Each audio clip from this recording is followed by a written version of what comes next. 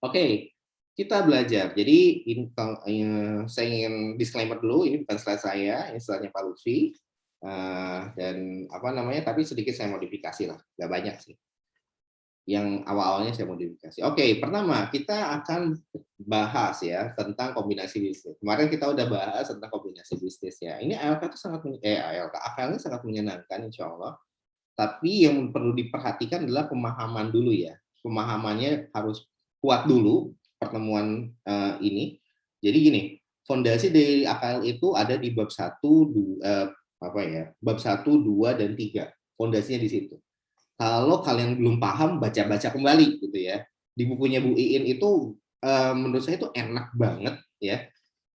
Somehow itu lebih enak dibaca dibandingkan buku Pak Lutfi. Karena mungkin apa ya, mungkin ya nggak tahu deh, pokoknya kok iya enak gitu ya. Ya mungkin belum dibandingkan BIMS, tapi emang iya sih AKL karakternya lebih enak gitu, lebih enak, lebih logis gitu. Masih bisa kepikiran pakai logika gitu ya. Nah, oke. Kunci dalam memahami AKL itu ada di bab 1, 2, dan 3. Kalau kalian belum mengerti penjelasan saya, nanti kalian silakan lihat kembali ya. Di sini saya menggabungkan, tipikal saya menggabungkan berbagai macam sumber bacaan. Jadi ada di PSAK, ada di buku BIMS, ada di buku Bu Iin, ada di workbook gitu ya. Di workbook kan cuma latihan-latihan doang ya. Nah, ada di buku-buku yang lain, ada dari jurnal juga, ada dari situs IFRS juga, dan sebagainya. Intinya, kalian nikmati aja lah ya. Jadi, nanti tinggal catat aja, yang penting-penting, yang nggak penting nggak usah dicatat ya. Jadi, seperti itu cara belajarnya. Nah, kalau bab 1-3 nggak ngerti, kalian nggak boleh nggak ngerti, gitu ya. Kalian harus paham. Ini nggak susah, nggak sesusah PSAK 71, nggak sesusah itu, nggak sesusah yang lain-lain, nggak. Ini gampang, logik banget, logis banget gitu ya. Pahami dengan logika, ya step by step-nya, udah itu aja, simple ya. Nah kalau itu udah oke, barulah insya Allah bab 4 dan selanjutnya akan lebih mudah dipahami ya. Karena bab 4 dan selanjutnya itu hanya ke arah ketelitian kalian dalam menggunakan worksheet ya, worksheet. Nah, itu aja sih. Jadi cuma teliti mainan teliti doang gitu. Jadi kalau bagi saya sih ketika nilai bisa banget tuh dapat 100, banyak yang dapat 100 ya. Karena memang kalau ya itu is matter of ketelitian aja. Tidak membayangkan akun-akun yang aneh-aneh, enggak kayak AKM. Ini betul-betul di bab 4 dan seterusnya itu bermain di worksheet, dan juga nanti ada jurnal ya, mengikuti jurnalnya, nggak susah juga ya. Nggak susah jurnal derivatif gitu, kita harus memahami konteks bisnisnya dulu dan sebagainya. Kalau AKM kan gitu, memahami konteks transaksinya, memahami hakikat dari transaksinya, dan kita bikin jurnalnya ya, kita bikin bagaimana jurnalnya. Nah, desain itu yang susah memahami. Jadi dan banyak banget yang perlu dipahami. Tiap bab beda-beda gitu ya, dan akhirnya kita nggak fokus gitu ya. Nah, kalau ini enggak, ini fokus ya. Nah, makanya seperti jadi kuncinya di bab 1 sampai bab 3 ya. Nah, ini kuncinya. Oke. Pertama adalah tujuan, motivasi, dasar strategi, akuntansi, dan seterusnya ya. Nah, saya menggunakan PSAK 22. Jadi ini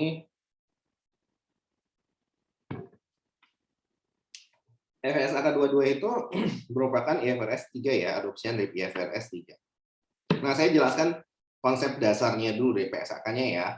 Jadi kalian sekalian belajar PSAK juga deh. Kenapa kayak gini? Karena ini lebih enak gitu ya untuk memahami AKL. Kalau di dulu mahasiswa mungkin yang pernah saya ajar AKM, saya nggak kayak gini ya. Kenapa? Karena PSAK-nya rumit.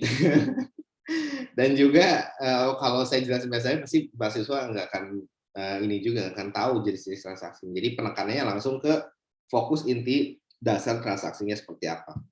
Nah, tapi kalau di AKL saya agak sedikit mengubah gayanya. Jadi pemahaman terkait PSAK ini penting karena apa?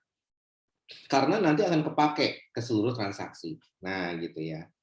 Nah, jadi seperti itu. Dan izinkan saya menjelaskan ini dulu ya. Jadi pada dasarnya yang dinamakan dengan kombinasi bisnis, kemarin sudah ya, kombinasi bisnis itu apa? Kombinasi bisnis itu Pak, ada merger, ada akuisisi, ada konsolidasi. Pak, Goto apa Goto? Kemarin akuisisi ya. Nah, sebetulnya ini kalian bisa jadi KTTA. Iya.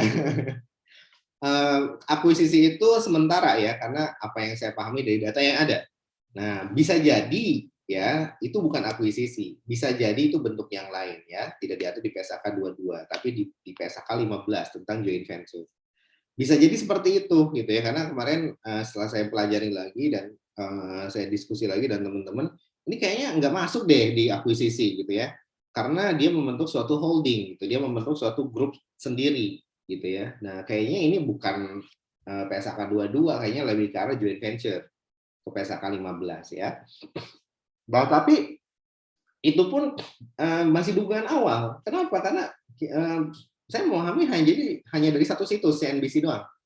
Nah, kalau kalian ingin menjadi KTTA, ini kalian perdalam di situ, ya. Ini bentuk kombinasi seperti apa, gitu ya. Terus juga dari mana kamu mengatakan misalkan ini kombinasi joint ventures, Pak, gitu. Nah, ditelaah lebih dalam, infonya dari mana aja, gitu ya. Nah, kalau bisa melakukan wawancara juga, kalau bisa, gitu ya. Tapi kalau enggak, cukup dari YouTube, ya. Kutipan-kutipan wawancara yang terkait dengan bukan merger ya, ya apa ya, bentuk penggabungan usaha dari bentuk kombinasi bisnis dari Goto gitu ya. Nah itu bentuknya seperti apa, bentuk dia menyatunya itu seperti apa gitu ya. Nanti kalian bisa teliti dengan data sekunder yang ada, meneliti dari YouTube misalkan ada rekaman wawancara, itu kalian bikin transkripnya, kemudian juga mengutip dari situs CNBC, kalian ini ada kutipan-kutipannya gitu ya, tulisan-tulisan dari wartawannya, ya udah kita ambil gitu ya. Nah, nanti ditriangulasikan. Oh, ternyata dari YouTube dan dari CNBC berbicara hal yang sama. Ini menunjukkan ke arah indikasi ke kombinasi bisnis PSAK 22, tipenya adalah akuisisi, misalkan kayak gitu kesimpulannya. Nah, itu dugaan awal. Kamu bisa perdalam lagi dengan wawancara ke dosen-dosen gitu ya, ke dosen AKL tentunya, ke Bu Iin, ke Pak Agung. Kalau kalau kalian mau ke saya juga bisa gitu ya, Pak Lutfi juga bisa. Nah, bisa kayak gitu. Jadi mewawancara ke 5 dosen misalkan ya, tapi jangan mengajukan pertanyaan bodoh. Goto apa Pak gitu. Nanti kata saya PSAK 22, kata Bu Iin PSAK 15, kata Pak Lutfi. Nah, kalian bingung kan? Nah, caranya nggak kayak gitu. Caranya kalian nanti jelaskan dulu, ini hasil yang saya dapat Pak, Ibu gitu ya. Dari hasil penelitian awal saya mengumpulkan data dari sini sini sini sini, kesimpulannya seperti ini, bahwa sebetulnya saya arahnya kelihatannya lebih ke arah merger gitu misalkan gitu ya, karena indikasinya demikian demikian dan demikian. Nah, menurut ini berdasarkan dugaan awal Bu dari penelitian. Nah, misalkan wawancara Bu Iin gitu ya. Nah, terus gimana ininya gitu, bentuknya menurut Ibu gitu kan. Nah, akhirnya dia menjelaskan dari konsepnya dia. Oh, udah tuh ya, kamu bikin transkripnya. Dan kamu wawancara ke saya gitu ya. Nah, saya menjawab itu PSK 15, misalkan Bu ini PSK 22. Nah, setelah dijelaskan kayak gitu juga gitu ya. Ya udah itu menghasilkannya apa ya? Penelitian gitu ya. Nah, jadi kesimpulannya dua dosen mengatakan 22, tiga dosen mengatakan 15 gitu ya. Bisa kan kayak gitu. Udah dari situ mana yang benar gitu. Nah, kamu untuk melihat mana pilihan kamu, menurut kamu kayaknya dua-duanya juga kuat nih argumennya gitu ya. Nah, seperti itu. Nah, kamu bisa misalkan gitu ya, punya teman di Gojek atau di Tokopedia di bagian keuangannya. Ya bisa lah kamu wawancara ke sana. Ini bentuknya sebenarnya apa? Oh, bentuknya sebenarnya lebih ke arah demikian. Barulah nanti kamu yang menyimpulkan bahwa dari sini kamu lebih condong ke yang mana, bahwa ini sebetulnya lebih condong untuk pengaturan ke PSAK 22 misalkan ya. Sebutkan reasoningnya, sebutkan kutipannya dari dosen mana, dan sebutkan hasil transkrip yang data sekundernya, bahwa ini didukung dengan situs CNBC mengatakan demikian, bisnis mengatakan demikian, gitu ya. Nah dari situ dapatlah kesimpulan akhir bahwa this is PSAK 22. Nah, ini reasoningnya berdasarkan metode yang sudah kalian lakukan. Nah, gitu. Jadi cara menuangkannya di hasil dan pembahasan ya. Jadi hasilnya itu hasil wawancara, hasil telah literatur, hasil mengamati dari situs yang ada, kesimpulan awal sementara adalah sekian gitu ya. Nah, di pembahasannya baru masuk kesimpulan akhir gitu ya. Kamu lebih condong ke yang mana? Nah, gitu. Jadi ini jadi satu riset tersendiri dan ini sangat bagus untuk publikasi. Kenapa? Karena pertama isu yang diangkat adalah isu terkini, ya, isu Goto, gitu ya. Nah, kemudian kamu untuk menetapkannya memakai metode penelitian gitu ya. Nah, seperti itu. Dengan kita tidak mengotak-atik si Gojeknya. Ya, karena kalian nggak punya akses ke sana. Syukur kalau punya akses, terjawab sudah semuanya gitu ya.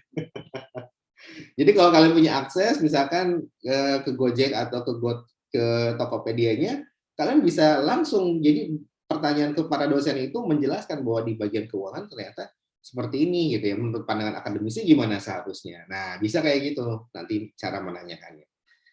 Nah, jadi oh ya saya setuju gitu dengan apa yang dilakukan Goto, itu lebih ke arah PSK 22 karena bla bla bla bla bla. Nah, yang dilihat nanti alasannya ya.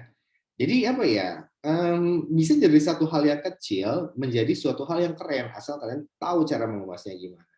Nah, itu ya, dapat tuh. Ya, pertama, oke. Jadi pada dasarnya apa yang dimaksud dengan kombinasi bisnis? Nah, intinya adalah tujuannya untuk ya seperti ini ya conceptual framework-nya ya, relevance, reliability, and comparability. Kemudian of informations about business combinations ya. Jadi untuk meningkatkan ya relevansi gitu ya. Jadi kemudian reliability ya. Relevan itu memiliki predictive value. Reliability itu bisa diandalkan, artinya datanya itu konsisten ya.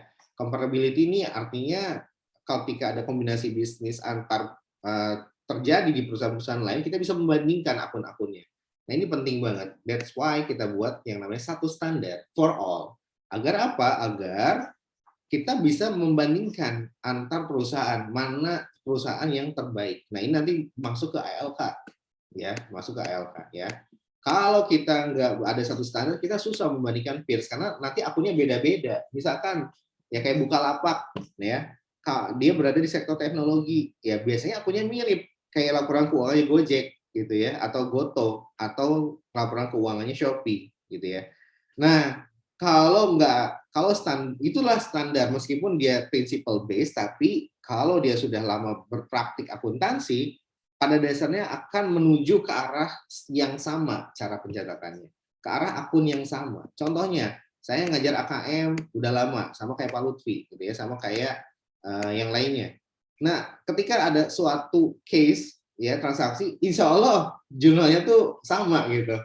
Nah, kenapa? Karena kita mau yang sama. Nah, itulah gunanya satu standar. Meskipun principle based arahnya nanti akan ke sana, tapi yang menemukan arah itu jalannya bisa berbeda-beda, gitu ya.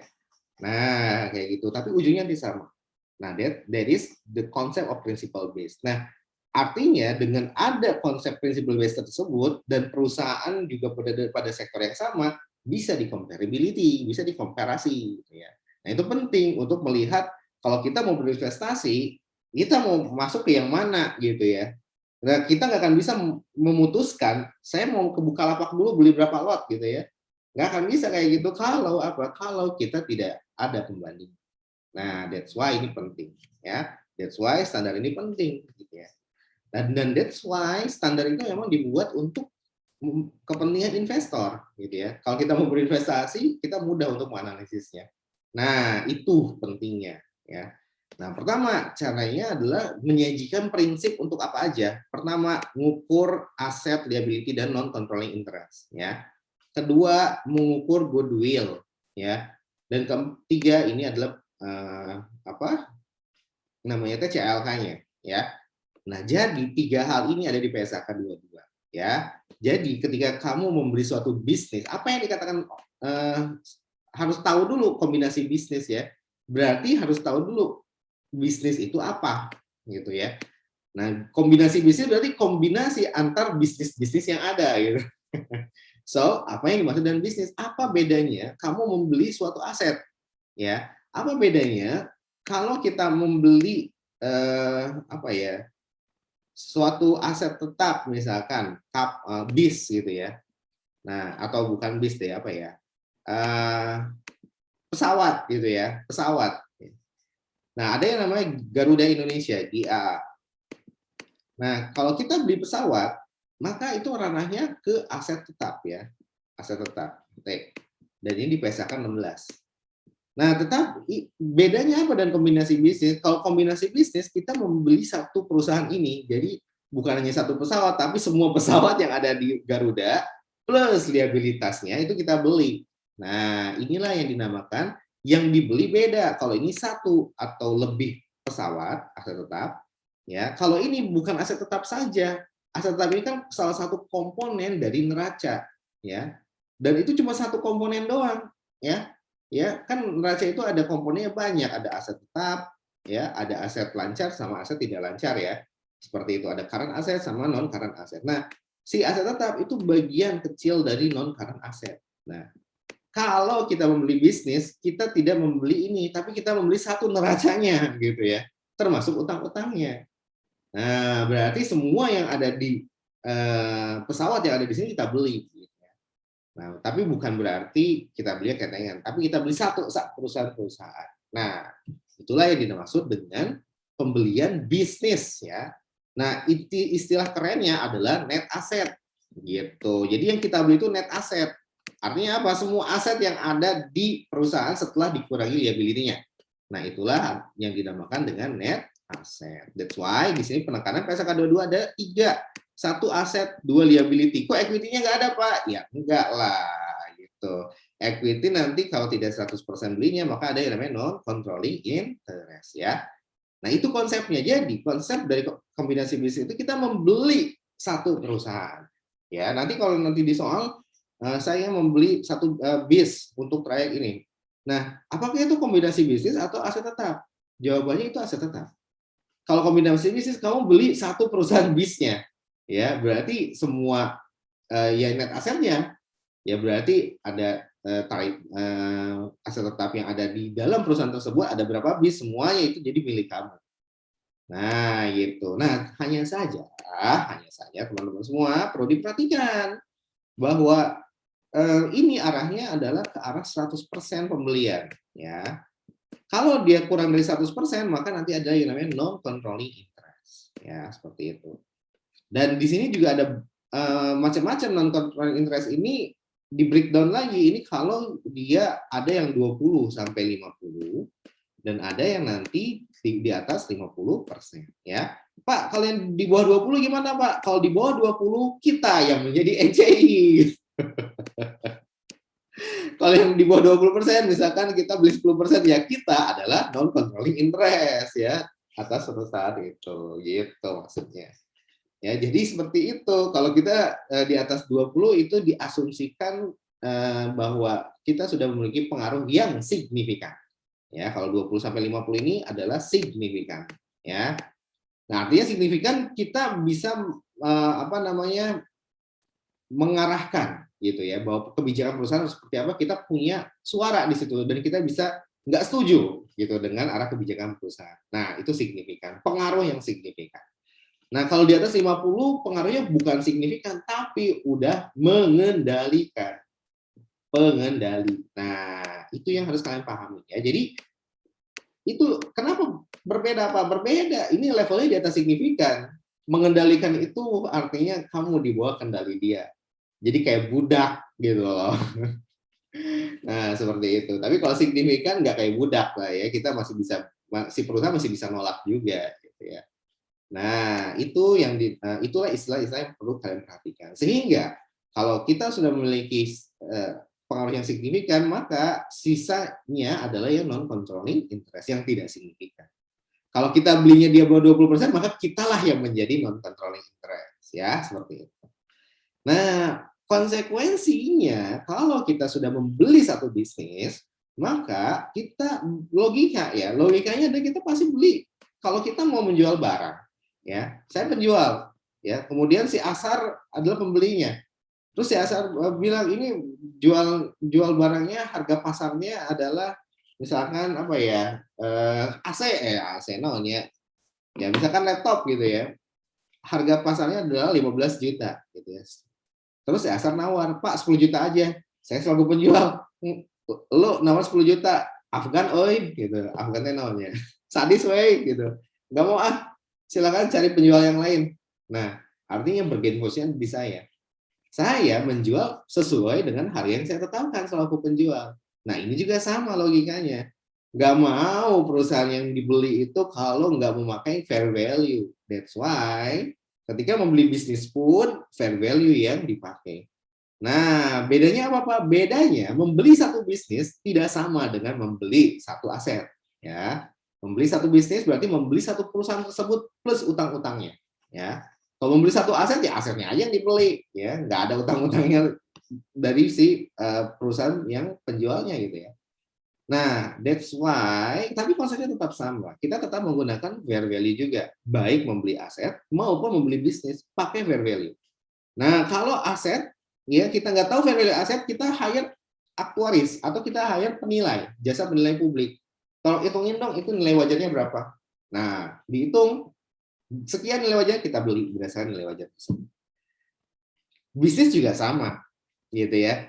Ketika kita membeli perusahaan Garuda, kita meng-hire penilai, itu kenyataan.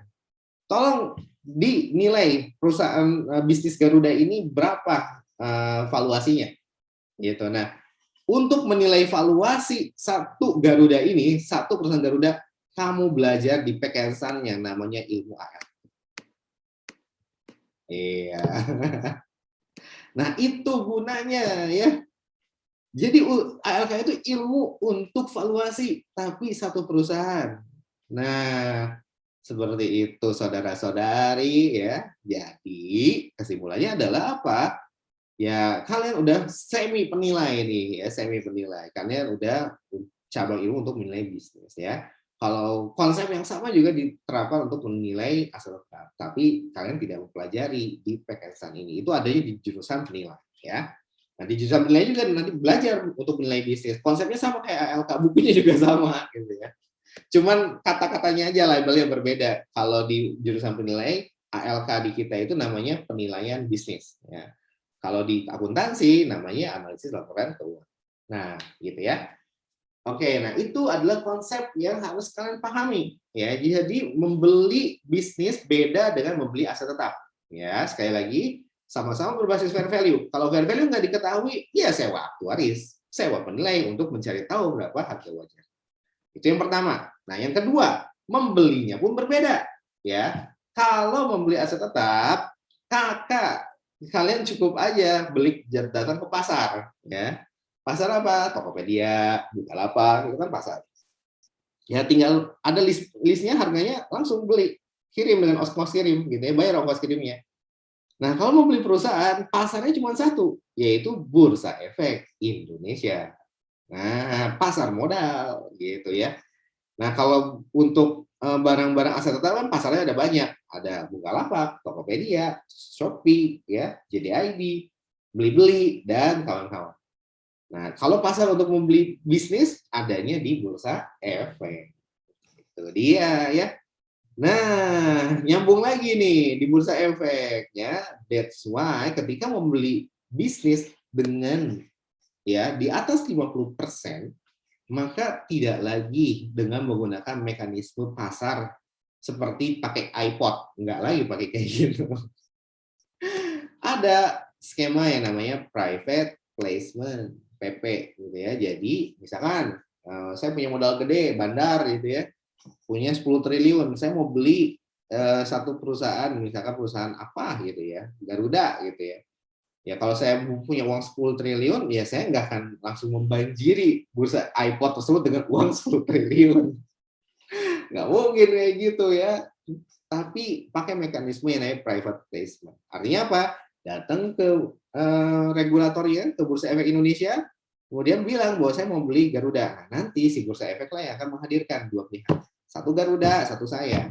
Nego di situ, gitu ya. Harga saham Garuda sekarang sekian, Pak, gitu. Kalau Bapak punya uang 10 triliun, paling cuma dapat 49% aja, nggak bisa dapat di atas 50%. Akhirnya nego. Yaudah deh, sekian. Nah, akhirnya yaudah deh Pak, harga pasar sahamnya misalkan 10.000 gitu ya. Ya Bapak karena belinya banyak, saya kasih diskon jadi 7.000 misalkan. Nah, itu bisa terjadi kalau kedua belah pihak setuju pada saat private placement tersebut. Nah, sekali lagi bahwa ketika membelinya dalam jumlah besar, nggak mungkin memakai mekanisme via iPod, Mirai, dan sebagainya, enggak. Ya, tetapi langsung private placement. Ya, seperti itu. Nah, ini terjadi ya.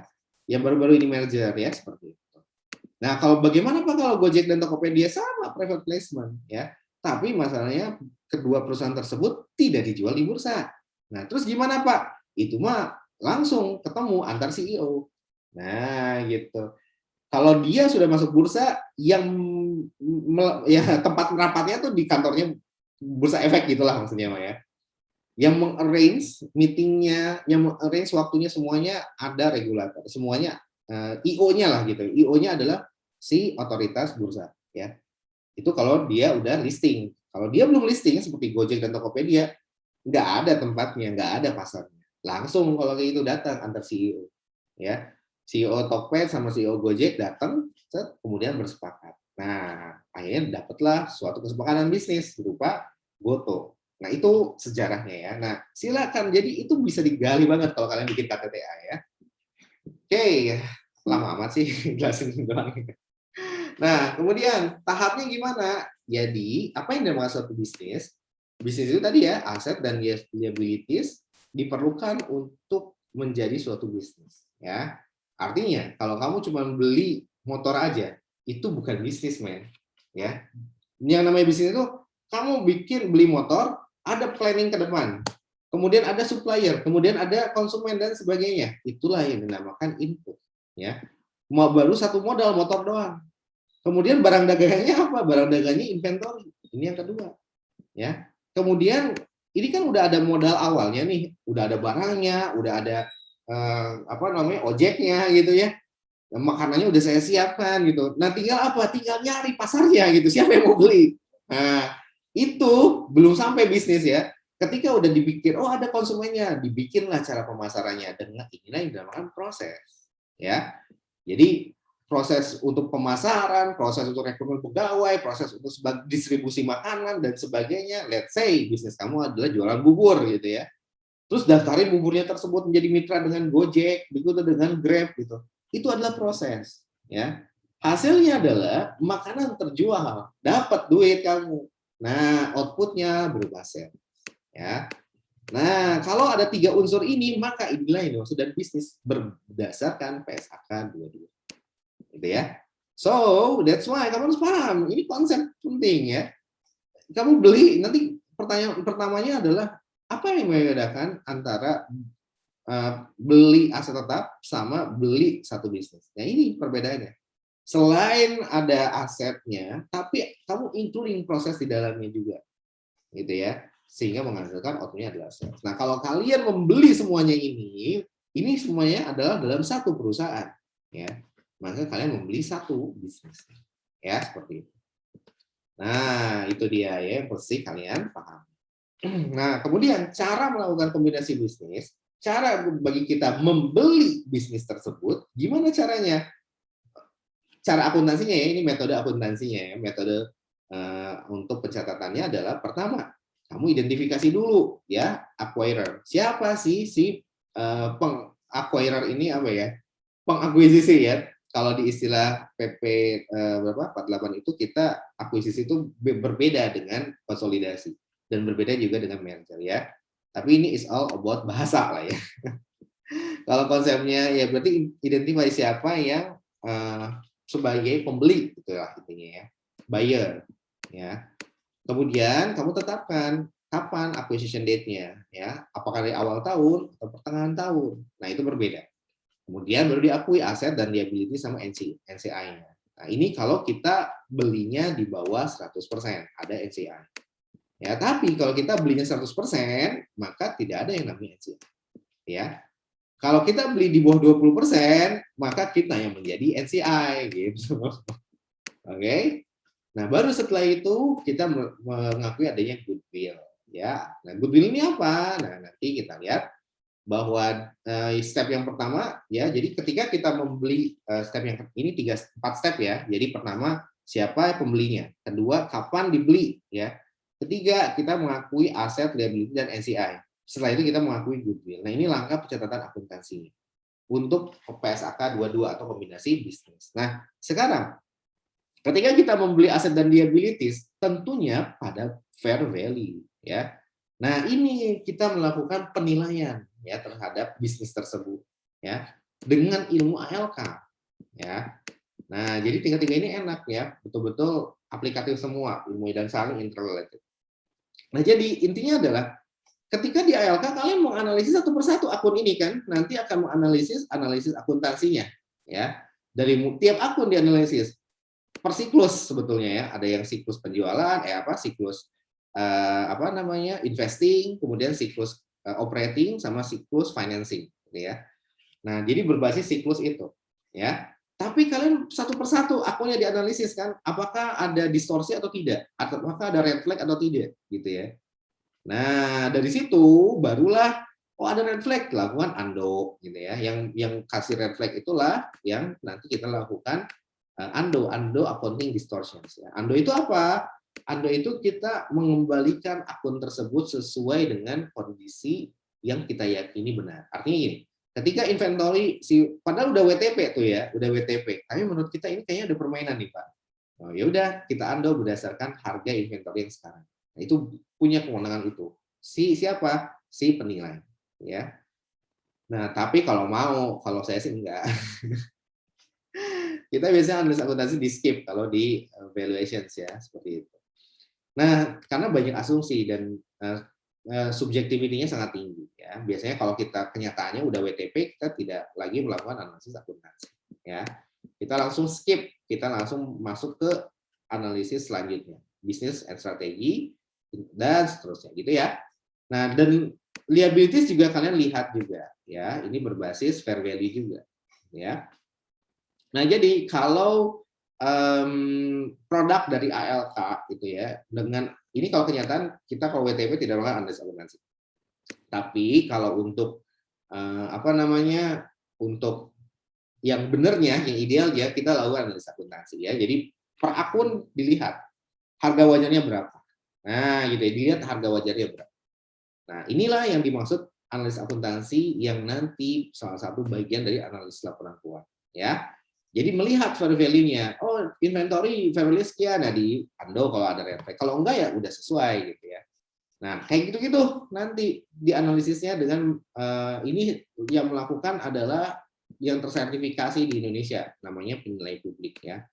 Konsultan jasa penilai publik ya. Nanti udah memiliki sertifikasi untuk penilaian bisnis, maka nanti hasilnya bisa dipakai untuk kita menetapkan fair value dari masing-masing akun di neraca ya. Nah, gitu prosesnya. Jadi fair value itu nggak ngasal ya, bukan cuma lihat di misalkan inventory-nya adalah jualan handphone gitu. Kita lihat harganya di situ ya, nggak kayak gitu juga gitu ya. Yang melakukan penilaian itu adalah si jasa penilai. Ya, jadi kita tinggal terima beres. Terus bayar duitnya dan mahal. Nah, barulah dari situ baru kita bandingkan dengan si book value-nya gitu ya. Adalah fair value adjustment ya. Kemudian baru setelah itu kita mengakui di neraca kita sebagai pembeli gitu ya, semua aset dan liability dari perusahaan yang kita beli. Nah, itu step ketiga. Nah, step keempat adalah ini masih step ketiga, sorry ya. Jadi terkait dengan non controlling interest. Nah, ini penting karena kenapa? Kita akan melakukan pembelian 100% pembahasan yang sekarang. Pembahasan selanjutnya nanti kita akan memakai logik yang 80%. Gitu ya. Nah, kalau kita 100% maka NCI 0. Tapi kalau kita misalkan 80% maka ada NCI 20%. Gitu ya. Nah, kalau disebut minority interest ini kalau kita menggunakan US GAAP. Ya. Nah, pertama, kalau kita belinya di bawah 20% berarti kita masuk ke dalam NCI ini. Gitu maksudnya ya. Oke. Nah, jadi kalau 20 sampai 50 barulah kita menggunakan yang namanya equity dan kawan equity method. Nah, sekarang cara pengukurannya dalam PSAK 22 itu tidak diatur secara maksudnya ini harus apa gitu. Enggak. Guys, enggak kayak gitu. Ya, jadi ada dua cara secara umum. Proportionate share. Jadi proportionate share of the fair value of subsidiary net asset. Jadi ini adalah bisnis yang kita beli, ya net asetnya berapa? Net aset itu adalah total aset dikurang dengan liabilities, ya. Nah, jadi kalau kita berbicara net aset, maka udah keep into your mind that ini adalah aset dikurang liability dari perusahaan yang akan kita beli, gitu ya, dari subsidiary namanya. Nah, dan kita menggunakan fair value ya tadi ya sudah saya jelaskan bahwa kita membeli aset dan liabilities dengan menggunakan fair value. Ya, cara menganalisa sama dengan step yang dilakukan di ALK, ya. Hanya saja kita nggak boleh gaya-gayaan bahwa udah belajar ALK saya langsung pede nih menilai bisnisnya ICBP gitu ya, atau menilai bisnisnya Bukalapak gitu ya, langsung lakukan ando lah, valuasi kamu sekian. Nah, nggak boleh kayak gitu karena ada aturan main di Indonesia yang diatur oleh undang-undang ya. Ya diatur oleh peraturan pemerintah dan perundang-undangan lain. Yang mana kalian tidak berhak tidak punya hak untuk menerbitkan angka meskipun kalian tahu cara. Kenapa? Karena terikat ke profesi ya, dan untuk menerbitkan angka gitu ya, meskipun kalian tahu caranya, kalian harus mengikuti sertifikasi profesi jasa penilai publik. Nah, kalau udah dapat itu baru kalian boleh legitimate gitu ya. Saya menilai valuasi dari Bukalapak adalah sekian. Dilihat dulu siapa lo. Oh, jasa penilai gitu ya. Iya, saya jasa penilai, Pak. Mana sertifikasinya? Ini nomornya. Oh, baru orang percaya. Nah, gitu ya. Nah, jadi seperti itu, teman-teman. Jadi itu adalah interrelated ya. Jadi jasa penilai di sini untuk menilai bisnis, ilmunya adalah ilmu IELTS. Ya, seperti itu. Nah, dari situ ada dua cara. Cara akuntansinya mencatatnya gimana? Ada dua cara, proportionate share sama fair value. Ya. Nah, proportional share ini dua cara lagi. Ada yang cost method dan ada yang equity method. Nah, ini penafsiran dari kita. Ya. Nah, jadi kalau di PSAK dua-duanya tidak meskipun di atas 50% ini ya, di atas 50%, maka bisa 3 ya, bukan bisa 3 sih, pakai atau. Pilih salah satu di antara 3. Boleh pakai cost, boleh pakai equity, boleh pakai fair value. Ya, seperti itu. Nah, kurang lebih itu ya yang konsep awalnya ya. Nah, bagaimana kalau dia 20-50? Nah, di Indonesia ada aturan yang lebih khusus dengan memakai equity ya. Nah, ini goodwill ya. Jadi goodwill itu selisih lebih. Nanti kita akan bahas ya. Jadi, apa yang dimaksud dengan goodwill? Goodwill itu muncul ketika kita beli perusahaan itu 100%. Ya. Maka kita akan mengakui yang namanya goodwill itu kalau kata PSAK dua-duanya. Nanti di bukunya Bu Iin itu ketika pembelian 20-50 ada yang namanya goodwill gitu ya. Nah, itu sebetulnya tafsiran kita ya, karena di PSAK 22 tidak mendefinisikan dengan detail. Gitu. Jadi sumbernya dulu yang kita bahas yaitu PSAK 22 ya. Nah, tafsirannya adalah yang ada di bukunya Bu Iin dan adalah yang apa yang kita pelajari sekarang. Gitu ya. Nah, jadi memang demikian. Nah, kalau di UI bisa jadi beda, Pak. Bisa jadi, gitu ya. Tapi insya Allah nggak beda sih, karena saya juga udah pernah kuliah di UI ya. Di UI tidak dikasih tahu cara cost method. Kalau di kita dikasih tahu cara cost method. Ya, oke. Nah. Tapi itu untuk yang nanti, untuk yang di atas 50% ya. Karena cost method itu baru muncul ketika di atas 50%. Ya, kalau 20-50 udah fix menggunakan equity method. Nah, kapan goodwill muncul? Sejatinya di PSAK 22 tidak diatur secara detail. Jadi dia membolehkan penafsiran, gitu ya. Artinya ketika nanti 20-50 pun bisa muncul goodwill, gitu ya. Nah, gimana cara pengakuannya? Ada tekniknya, ya. Tekniknya adalah pertama, nah apa yang dimaksud goodwill ini adalah muncul ketika kita melakukan kombinasi bisnis 100%. Itu konsep utamanya, ya.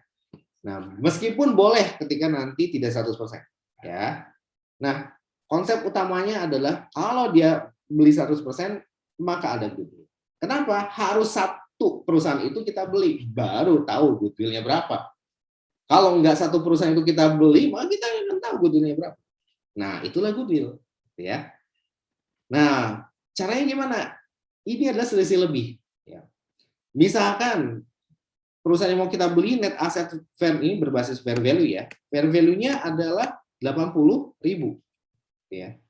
Maka kita belinya ketika private placement gitu ya, negosiasi dengan si perusahaan pemilik perusahaan yang akan kita beli gitu ya. Oh, ya, ternyata di atas harga pasar gitu ya. Kan harga pasarnya 80.000, nggak mau. Lo kalau mau beli perusahaan gua harus 100.000 gitu ya. Ya udah, akhirnya disetujui dan dia sepakat 100.000 karena ini memang perusahaan yang bagus misalkan, maka 20.000 adalah goodwill. Nah, baru diketahui ketika membeli satu perusahaan 100%. Itu konsep awalnya ya. Nah, bagaimana Pak kalau nanti di bawah 80, di bawah 100% memakai proportionate gitu ya, memakai fractions. Kamu belinya berapa? Yang penting di kisaran di atas 20%. Ya, karena ini adalah batasan untuk kita mengkategorikan bahwa perusahaan memiliki pengaruh signifikan. Ya. Nah, seperti itu. Jadinya jadi konsepnya adalah kalau dia di bawah 100% nanti udah pasti ada goodwill. Kalau dia di bawah 100%, maka kita tergantung berapa persen yang kita beli. Ya, tinggal dikalikan dengan ya selisihnya dengan goodwill. Nah, kurang lebih logiknya seperti itu. Nanti teknisnya akan saya jelaskan lebih detail ya. Nah, oke. Nah, ini kalian baca sendiri ya. Ini adalah yang ada di bukunya Bu Iin. Cuman ringkasannya tadi ya, saya sudah terapkan dari yang kalau di Indonesia ini dasarnya PP 40 2007, kemudian PP 2798 dan sebagainya. Nah, ini terkait jenis-jenisnya ya, kombinasi integrasi horizontal, vertikal, konglomerasi ya. Kalau horizontal itu ke samping gitu ya. Ya, jadi beberapa bank contohnya ya, atau penggabungan dalam perusahaan yang berada dalam satu sektor. Ada 12 sektor di Bursa Efek ya. Nah, kemudian misalkan sektornya adalah sektor consumer goods ya, yang dinamakan integrasi horizontal, berarti ini kombinasi bisnis antara perusahaan, misalkan yang di consumer goods adalah ICBP ya. Nah, dan Ultra Jaya, ULTR ya. Nah, ini berada dalam satu sektor. Misalkan ICBP membeli 30% saham ULTR, maka inilah yang dinamakan integrasi horizontal. Ya, karena berada di satu sektor, yaitu CG. Nah, kalau vertikal, ya.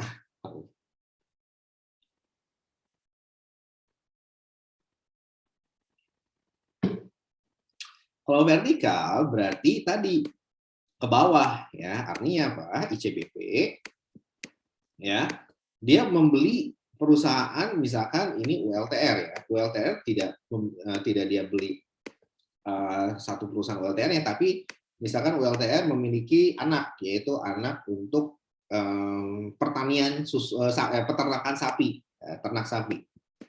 Ya. Nah, dalam hal ini nanti ICBP akan melakukan pembelian si peternakan ini. Ya. Nah, inilah yang dinamakan dengan integrasi vertikal. Kenapa? Karena si ICBP juga produknya adalah ada ya, susu kalau tidak salah Indomilk atau apa sih, lupa saya.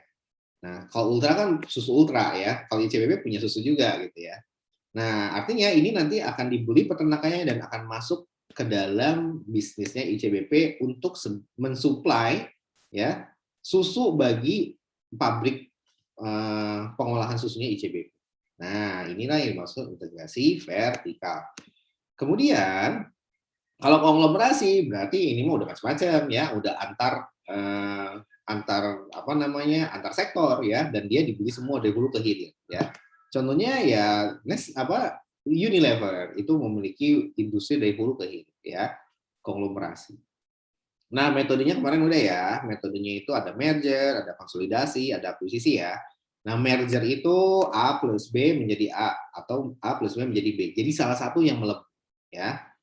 Kemudian selanjutnya perusahaan yang menggabungkan diri menjadi bubar. Nah, ini satu doang yang bubar. Kalau konsolidasi dua-duanya bubar ya. Kalau akuisisi tidak ada yang bubar gitu ya. A dan B ya menjadi tetap dua-duanya berdiri sendiri ya. Tetapi A adalah entitas induk dari B ya. Contohnya apa? Contohnya ini tadi ICBP lagi ya. ICBP itu Indofood, CBP, Sukses, Makmur ya. Nah, apalagi Pak contohnya? Nah, contohnya adalah tadi ya ICBP ya. ICBP ini adalah anak perusahaan ya, sahamnya dimiliki dari Indofood, INDF ya. Nah, ini yang dinamakan akuisisi. Si ICBP tetap listing Bursa Efek, INDF juga ada di Bursa Efek. Dua-duanya berdiri. Tapi INDF ini sebagai perusahaan parentnya, ICBP sebagai perusahaan subsidiary. Nah, ini bentuk kombinasi bisnis yang namanya akuisisi ya. Nah, yang kita pakai PSAK modalnya tadi ya, yang akan kita bahas di sini PSAK 22 dulu. Nanti next baru PSAK 15 dan kawan-kawannya. Nah, tadi saya udah jelaskan tentang PSAK 22 ya, kurang lebih seperti itu. Nah, pool interest tidak dipakai lagi, kita makanya purchase method ya. Nah, tadi ini tahapannya udah ya. Kemudian, nah ini yang penting bahwa ada imbalan ya, imbalan yang diberikan. Artinya gini, apa yang dimaksud dengan imbalan? Jadi kita setelah melakukan identifikasi pihak pengakuisisi, tanggalnya udah ada, nah pengukuran, juga kemudian melakukan goodwill ini terakhir ya. Nah tentunya ada yang dikasih kepada si pemilik perusahaan. Misalkan gitu ya, kemarin teh apa ya, ICBP membeli Pinewood Hill ya, Pinewood ini ya. Nah di sini si ICBP berarti kan ini direkturnya datang ke Pinewood, gue mau beli 100% perusahaan lo gitu ya. Oh boleh, harga sekian valuasinya. Ya udah, gue dapatlah harga sekian ya. Nah artinya nanti si ICBP akan melakukan kalau dan Pinewood ini dia menjadi merger ya, merger konteksnya merger ya. Jadi si Pinewood dibubarin, ICBP-nya tetap dia menjadi bagian dari ICBP ya. Nah, pada dasarnya ketika si ICBP melakukan merger dengan si Pinewood, nah si ICBP akan ngasih kepada pemilik perusahaan Pinewood, gitu ya. Ngasih apa? Berupa imbalan, ya. Imbalannya itu apa? Bisa aset kas, ya, sebesar kas. Ini kas yang dikeluarkan. Jadi on cash, gitu ya. Atau bisa juga dia nilai wajar aset non kas, ya, land, ya, atau PPE.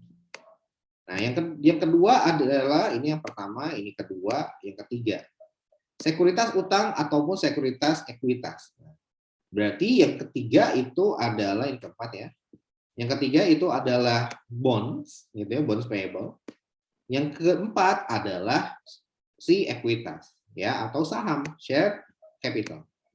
Nah, inilah nanti kalau karena membelinya bisnis ya, maka si ICBP membeli Pinewood. Ini ranahnya karena ini merger, maka ini ranahnya PSAK 22 gitu ya. Nah, nanti dilihat gitu. Kalau dia di bawah 50%, maka tidak dikonsolidasi tapi menggunakan metode ekuitas ya. Nah, misalkan ini tapi kan ini 100% ya. 100% maka dia konsolidasi ya, konsolidasi. Ini ranahnya PSAK 22. Laporan keuangannya nanti PSAK 4 ya, sama PSAK 5 ya. Nah, ketika si ICBP menyerahkan cash, PPE, bond payable atau share capital macam-macam ya. Kalau PPE maka kombinasi nanti kita berarti PSAK 22 dan PSAK 16. Kalau dia dengan bonds payable sama si share capital, maka ini ranahnya PSAK 71. Jadi nanti kombinasi ada PSAK 22 juga plus PSAK 71. Kenapa? PSAK 71 untuk menilai si perlakuan melakukan pencatatan terkait dengan instrumen keuangan, financial instrument yang dikeluarkan berupa bond sama saham gitu ya. Nah, ini mengapa kita memposisikan kombinasi bisnis sebagai advanced accounting. Kenapa? Karena kalian harus paham dulu PSAK 71. Kalian harus paham dulu konsep dari PPE. Ya. Hanya saja memang di soalnya tidak serumit dari AKM. Padahal seharusnya menurut saya ya, nanti di kenyataannya itu rumit. Gitu ya. Karena kita harus paham dulu konsep terkait dengan PSAK 71 yang sudah dipelajari di AKM. Ya, hanya saja kalau di konteks belajar di STAN ini ya insya Allah nggak susah-susah amat ya. Kalaupun ada bonds, nanti yang awalnya paling bondsnya sama diterbitkan ERPAR dan kawan. Nah, gitu ya. Jadi kalian harus paham bahwa kenapa dikatakan advanced accounting karena menggabungkan beberapa PSAK dengan dijalan barengkan dengan si PSAK 2 ya. Nah, di sini perlakuan terhadap biaya akuisisi itu adalah pertama ya bahwa dia ya biaya langsung atau imbalan yang dibayar oleh pihak akuisisi dicatat sebagai equity investment. Ya, jadi kalau kita beli tadi ICBP membeli Pine Hill berarti nanti equity investment on Pine Hill gitu ya. Nah, tapi di sini ada biaya perintilannya ya. Biaya perintilannya. Jadi di sini biaya akuisisi itu atau biaya kombinasi bisnis ya, lebih tepatnya ya, bukan akuisisi ya. Itu ada 4 hal, 1, 2, 3, dan 4 ya. Yang pertama memang ini adalah cost dari si equity investment. Ini adalah cost-nya ya. Sisanya adalah apa? Perintilannya ya, perintilannya. Nah, kalau biaya registrasi saham atau underwriting fee, maka ini kaitannya dengan share premium ya. Pengurang share premium ya. Kalau dia menerbitkan saham. Kalau dia menerbitkan utang ya, instrumen keuangan berupa surat utang atau bonds ya, maka underwriting fee dari penerbitan bonds tersebut akan mengurangi bonds payable-nya ya. Nah, itu doang tuh. Itu doang kalau dia menerbitkan saham atau kalau dia menerbitkan utang.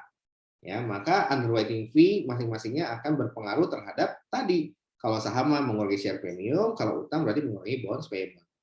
Pak, kalau dia belinya secara cash, ya kayak konsultan hukum, akuntan dan sebagainya, maka di-expense-kan. Ya, seperti itu.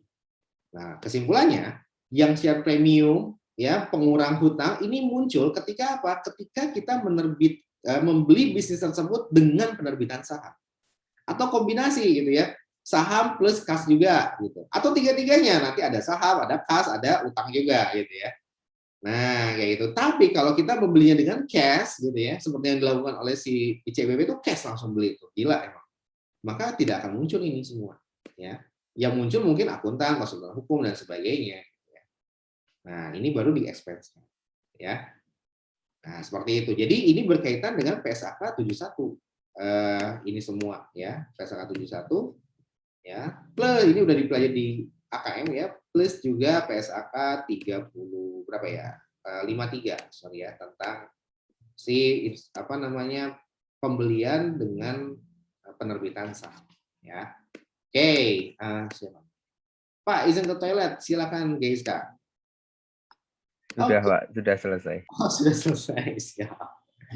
Nah, itu doang sih intinya ya. Jadi gimana akuntansinya? Nah, sampai sini dulu sebelum saya masuk ke akuntansi. Ada yang tanya kan?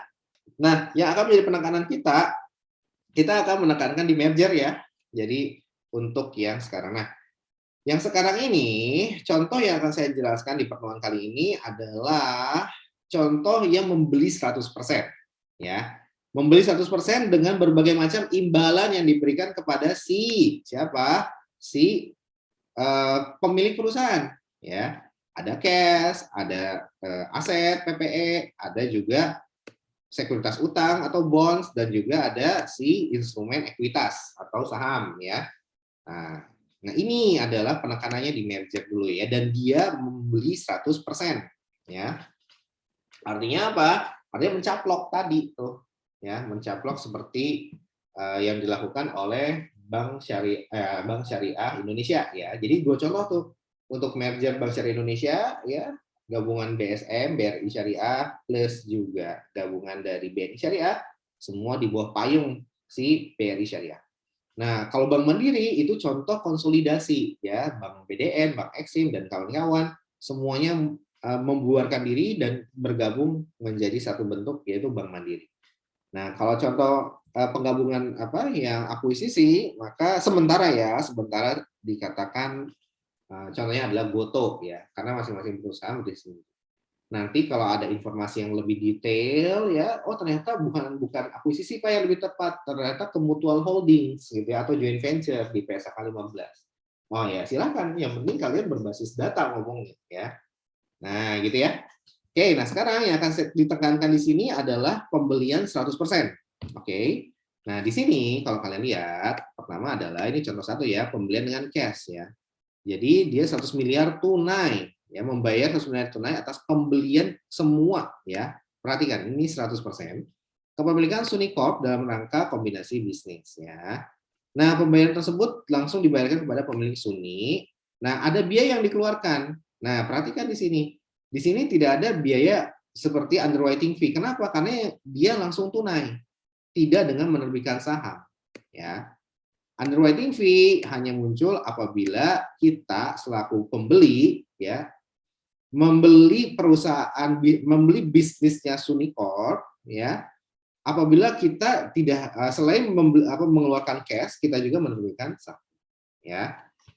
Nah, kalau kayak gini berarti kan tidak menerbitkan saham, maka ya udah langsung aja biaya yang berkaitan dengan si kombinasi bisnis ini kita harus mengeluarkan apa?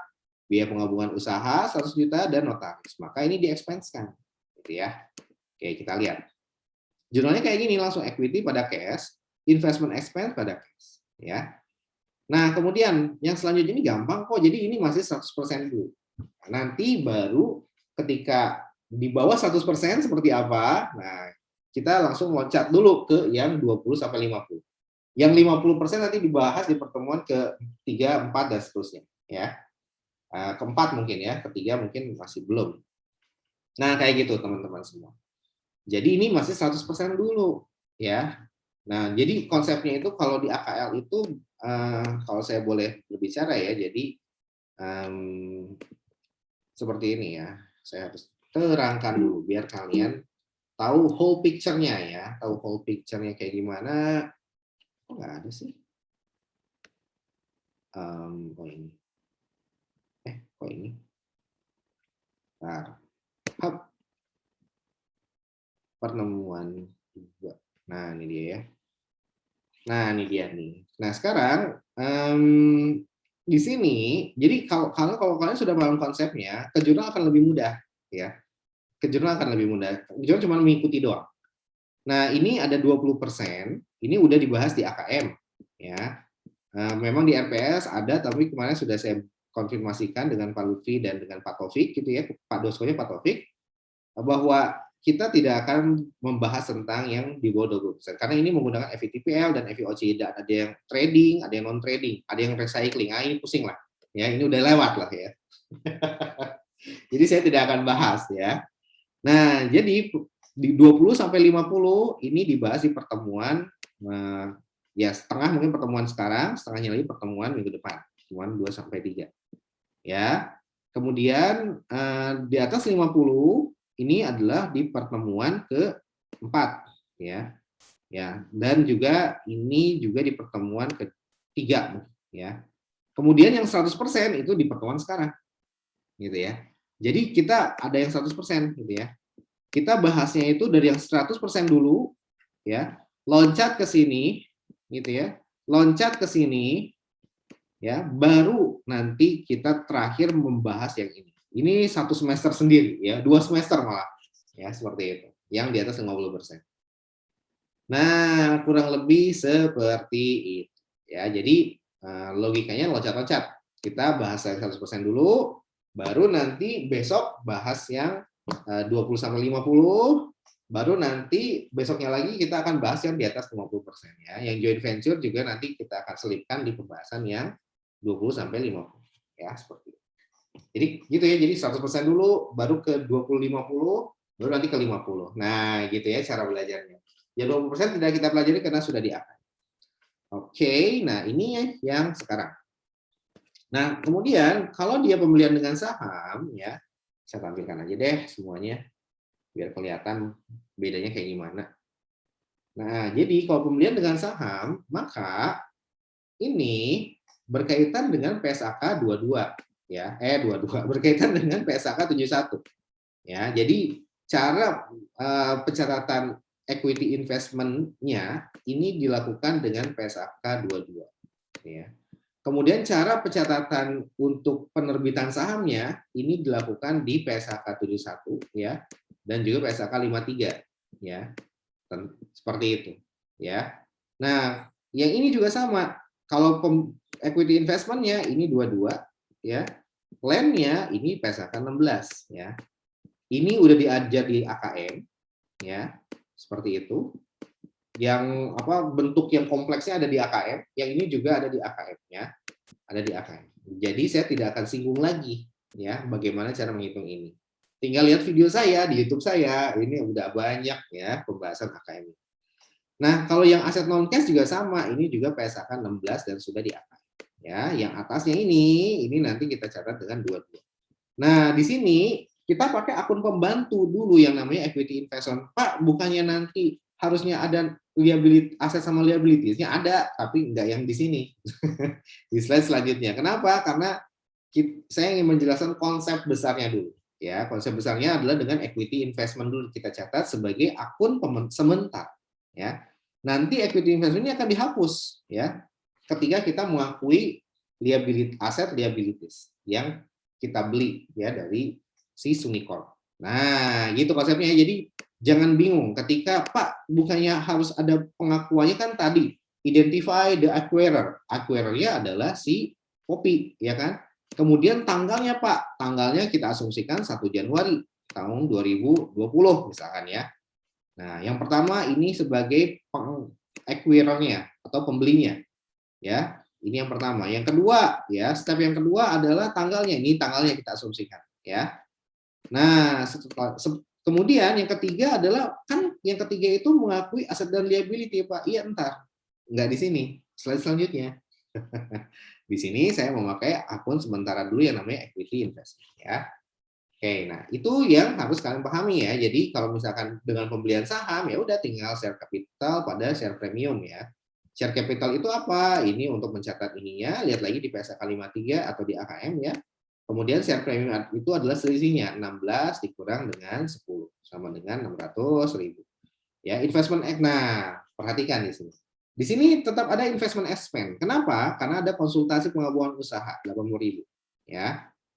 Nah, tapi perhatikan karena di sini menerbitkan saham, tidak ada cash ya di sini yang terlibat, tapi dia membeli Sunicorp dengan menerbitkan saham atau right issue gitu ya dari si Kopi. Nah, maka karena kita harus clustering juga. Karena menerbitkan saham maka ada underwriting fee. Nah, underwriting fee itulah yang nanti masuknya ke share premium. Nah, gitu ya. Apa aja? 5.000 ya, registrasi saham. Kemudian fee akuntan penerbitan saham dan biaya pencetakan sahamnya. Ini semua 5 tambah 10 tambah 15 itu kita catat sebagai underwriting fee dan akan mengurangi share premium. Gitu ya. Nah, biaya konsultasinya itu maksudnya ke investment expense. Gitu ya. Jadi kesimpulannya berbeda dengan yang ini. Kalau yang ini kan yang dia tunai, dia hanya mengeluarkan si pengakuan usaha dan notaris doang, gitu ya. Atau investment expense doang. Tetapi karena dia membeli perusahaan dengan menerbitkan saham, maka akan ada underwriting fee. Dan ini wajib ada. Ya. Selalu ada. Kenapa? Karena memang kenyataannya begitu. Maka ada share premium. Gitu ya. Nah, kalau land gimana? Kalau land ya sama aja, gitu ya. Jadi kita lihat ya, land-nya itu apa namanya?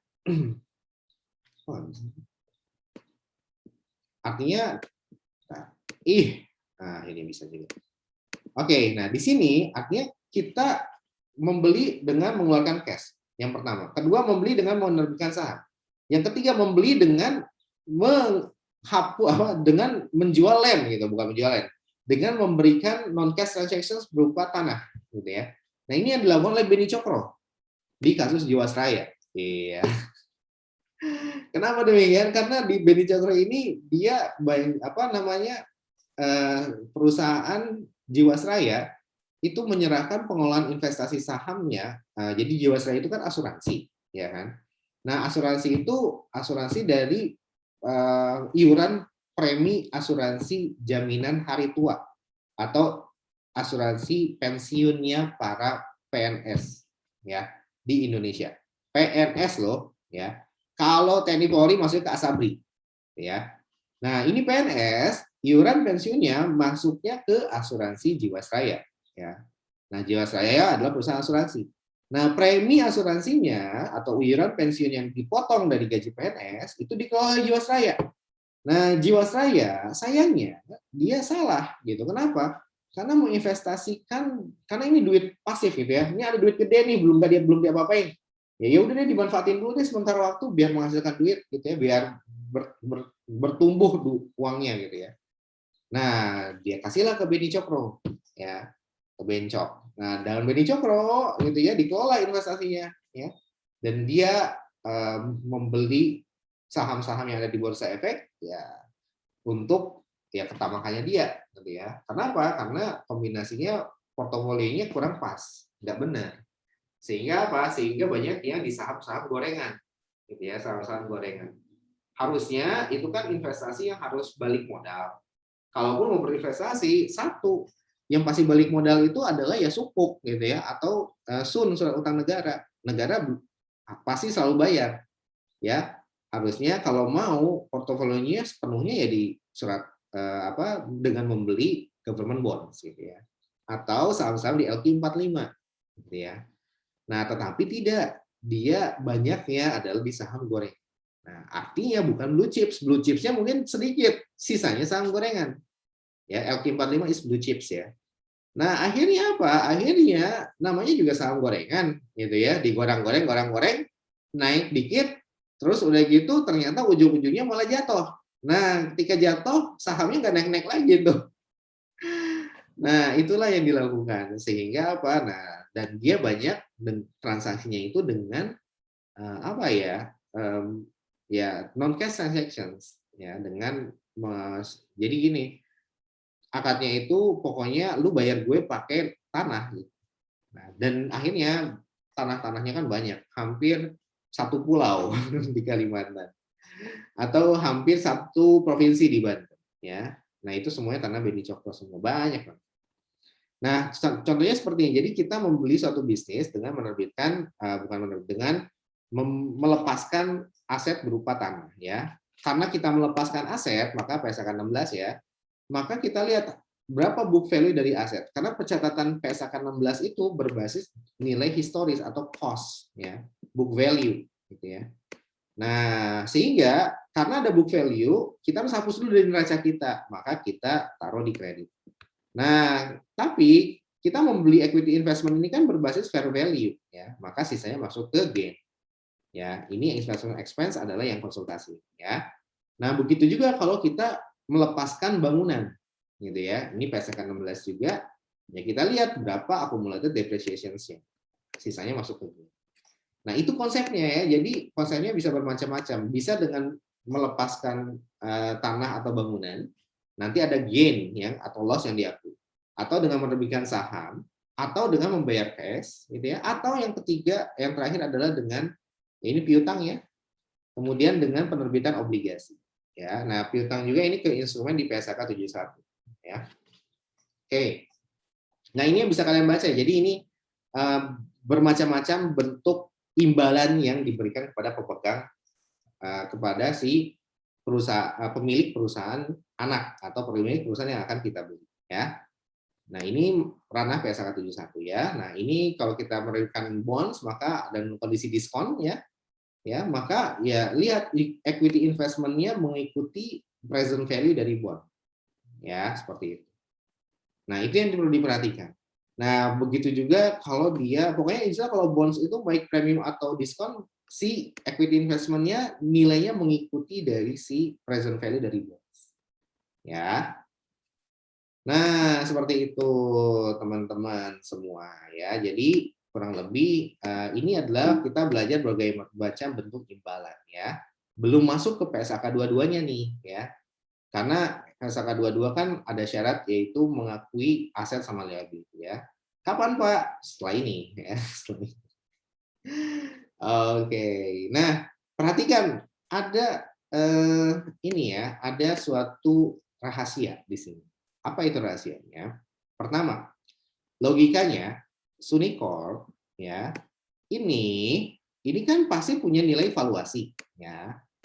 Nilai valuasi dari bisnisnya. Misalkan valuasinya adalah 100 miliar, maka dia bayar 100 miliar. Gitu ya. Nah, tetapi ya, dan kita mencatat investasi ini di angka 100 miliar ya. Nah, tetapi teman-teman perlu perhatikan, kalau kita membeli equity investment tersebut dengan menerbitkan saham, maka kita akan mencatat equity investment ini ya berbasis harga saham. Gitu ya, itu yang perlu diperhatikan. Nah, kalau dia non cash transactions, artinya apa?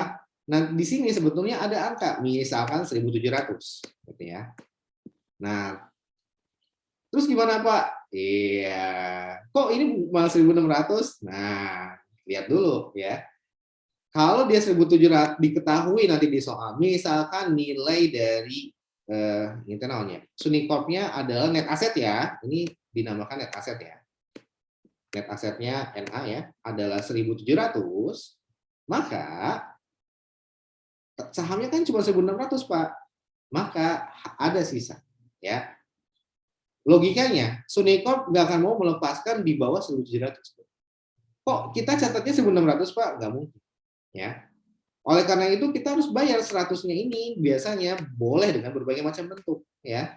Bisa cash ya, bisa bonds gitu ya, atau bisa saham juga ya, equity gitu. Nah, oleh karena itu kalau untuk konteks yang ini ya, ini bisa saya bilang bahwa kita asumsikan bahwa nilai pasar dari si Sunicorp itu adalah 1.600 ya. Kenapa? Ya itu asumsi yang saya gunakan. Gitu. Pak, boleh nggak 1.700? Boleh aja. 1.700, tergantung soalnya gitu ya. Kalau dia 1.700 dan sepenuhnya dibayar dengan menerbitkan saham, maka ini tinggal diganti 1.700, ini diganti 700 gitu ya. Nah, nanti di soal ada lagi. Pak, gimana kalau nanti ternyata diketahui 1.700 gitu ya. Tapi cash-nya 100. Sahamnya 1.200. Sisanya berapa nih? 7 kurang 2, 500 gitu ya. 500 itu ini bonds payable, jangan 500 deh. Tambah ya, apa? Bikin tambah susah kalau dalam PHC mah ya. 100 ini land ya. Ini cash, ini saham equity, ini land ya. 100 lagi Pak gitu ya. Ini adalah building. Berarti berapa nih? 200 tambah 100, 300, 400 ya. 300 lagi itu adalah saham. Nah, kalau kayak gini gimana Pak? Ya boleh-boleh aja. Tinggal kalian catat aja kalau kayak gini kan. Ini saham. Ya. Nah, artinya apa? Pertama yang perlu ditetapkan adalah nilai dari si Sunicorp-nya dulu berapa. Gitu ya. Nah, baru nanti kita perintilannya kita tinggal mengikuti. Nah, kebetulan di contoh ini rahasianya bahwa semuanya saya asumsikan dibeli ya, nilai Sunicorp-nya 1.600 ya, dan dibeli seluruhnya dengan menggunakan penerbitan saham ya. Nah, ini juga sama gitu ya. Kalau ini nilainya diketahui 1.700 ya, dibeli dengan melepaskan lem ya, gain. Nah, kayak gitu ya. Jadi artinya ini ada berapa nih? 1 2 3 4. Terus yang ini ada yang 5 6 ya. 7 8. Semua bisa dalam jadi satu transaksi. Kalau soal Pekensan, kalau saya buat. Ya, jadi semuanya ada 8 semua di juta bawahnya. Waduh, keren kan? Yang satu bond yang at diskon, yang satu lagi nerbitin dengan bond tapi dengan premium. Yang satu dibiayai dengan penerbitan saham di bawah par value. Nah, ya. Nah, oke. Nah, sekarang yang ini kalau ternyata kita nerbitin saham dan fair value dari saham kita di bawah par-nya, maka akan ada pengakuan share premium atau return ya. Dan biaya underwriting fee-nya itu pun sebetulnya ini bisa juga ke share premium atau return. Artinya harus konsisten. Kalau kalian selisih yang ini kan fair value-nya 900, harga parnya adalah 1 juta. Kalau kalian memakai RE, maka yang bawah pun pakainya RE. Gitu ya.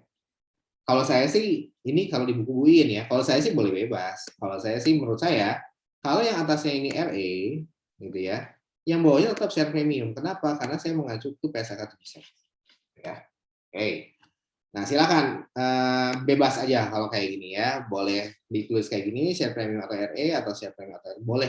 Intinya ini mah no big issues ya. Karena isu utamanya adalah di slide selanjutnya. Nah, ini masih berbicara tentang imbalan ya. Artinya ini masih berbicara dengan pasangan dari PSAK 2.